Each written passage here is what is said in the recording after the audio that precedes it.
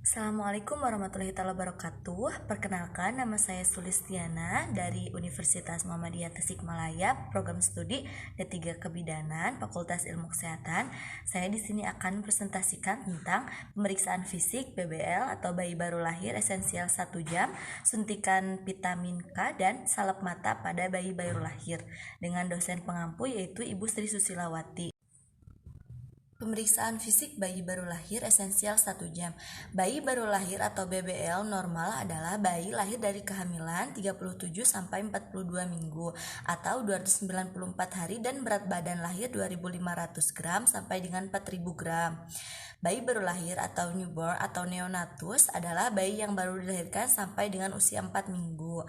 Adapun beberapa pemeriksaan fisik terhadap bayi baru lahir yaitu yang pertama, pemeriksaan Apgar. Pemeriksaan Apgar atau Apgar score dapat dilakukan segera setelah bayi lahir. Dan untuk pemeriksaan fisik yang kedua yaitu pemeriksaan usia gestasional, lingkar kepala, dan berat badan, di mana pemeriksaan dilakukan menggunakan penilaian Newborn score dengan tujuan untuk mengetahui apakah bayi terlahir prematur atau sudah cukup bulan.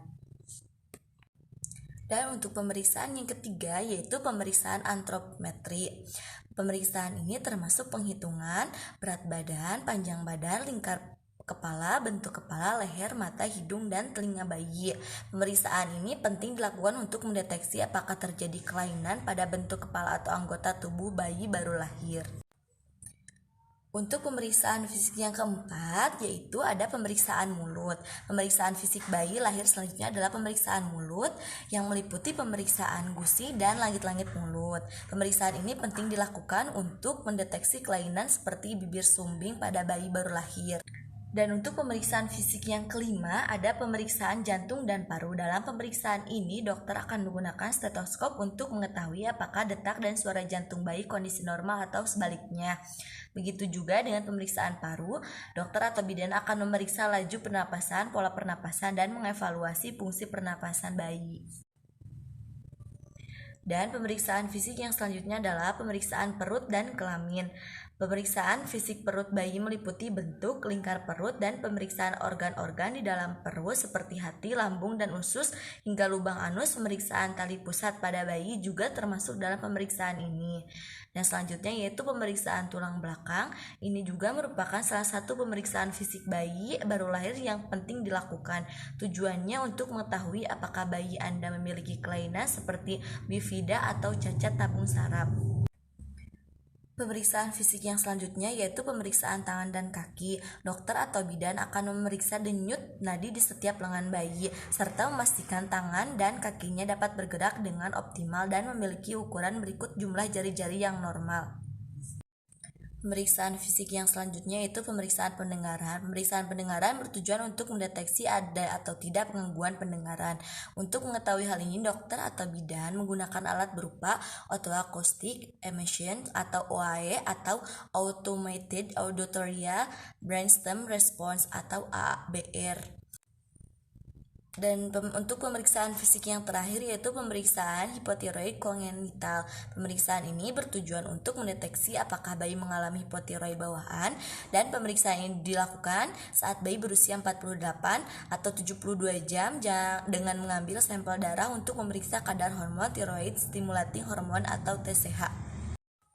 Selanjutnya itu pemberian suntikan vitamin K dan salep mata. Pemberian suntikan vitamin K untuk bayi baru lahir.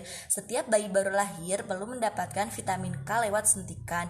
Manfaat vitamin K ini adalah membantu proses pembekuan darah dan mencegah pendarahan yang terjadi pada bayi baru lahir. Bayi baru lahir memiliki jumlah vitamin K sangat sedikit dalam tubuh mereka, padahal vitamin K dibutuhkan dalam proses pembekuan darah. Itulah sebabnya bayi yang kekurangan vitamin K rentan mengalami pendarahan. Jika tidak dicegah, kondisi ini dapat membahayakan bayi. Manfaat vitamin K untuk bayi baru lahir adalah mencegah pendarahan di berbagai organ seperti otak, lambung, dan usus. Pendarahan akibat kekurangan vitamin K disebut dengan vitamin K deficiency bleeding atau VKDB. Caranya adalah dengan memberikan suntikan vitamin K ke bagian otot paha bayi segera setelah ia lahir. Terkadang suntikan vitamin K bisa ditunda hingga 6 jam setelah bayi dilahirkan agar ibu bisa melakukan inisiasi menyusui dini atau IMD terlebih dahulu. Setelah disuntikan, sebagian besar vitamin K disimpan di organ hati dan digunakan dalam proses pembekuan darah. Materi yang terakhir yaitu pemberian salep pada bayi baru lahir. Dalam proses melahirkan normal, maka semua bagian tubuh bayi akan melewati jalan lahir ibu atau vagina ibu. Dalam proses ini kemungkinan ada banyak bakteri yang berasal dari saluran reproduksi dalam air ketuban dan air kencing. Karena itu setiap bayi lahir akan menerima perawatan berupa salep eritrosmisin yang dioleskan pada bagian mata bayi baru lahir. Adapun fungsinya yaitu satu, mencegah infeksi pada mata bayi. Bakteri yang didapatkan mata bayi dari jalan lahir itu bisa menyebabkan kerusakan mata yang sangat serius. Ini termasuk salah satu penyakit mata pada bayi yang bisa menyebabkan resiko kebutaan. Secara medis istilahnya penyakit mata ini disebut dengan ophthalmi neonatrum dengan gejala bisa muncul setelah beberapa jam lahir sampai 5 hari berikutnya. Yang selanjutnya itu mencegah kebutaan karena infeksi bakteri. Salep eritrosmisin adalah salah satu obat sakit mata untuk bayi yang bisa mencegah kebutaan karena infeksi bakteri. Gejala ketika terjadi infeksi termasuk seperti mata bayi merah, bengkak, panas, tidak bisa membuka penuh, dan ketika sudah parah maka mengeluarkan nanah. Kondisi ini sering disebabkan oleh infeksi gonore yang disebabkan oleh ibu dan didapatkan oleh ibu. Jika sangat parah maka bayi harus mendapatkan obat antibiotik dengan infus. Yang selanjutnya yaitu manfaat yang terakhir, tidak mencegah penyakit mata akibat klamidia. Meskipun salep mata diberikan kepada bayi yang baru lahir, namun ternyata obat ini tidak bisa diberikan untuk bayi yang sakit mata akibat infeksi klamidia. Bayi yang terkena infeksi dari ibu sebaiknya mendapatkan obat melalui oral dan cairan infusan. Karena itu sangat berbahaya, maka perawatan harus dilakukan segera.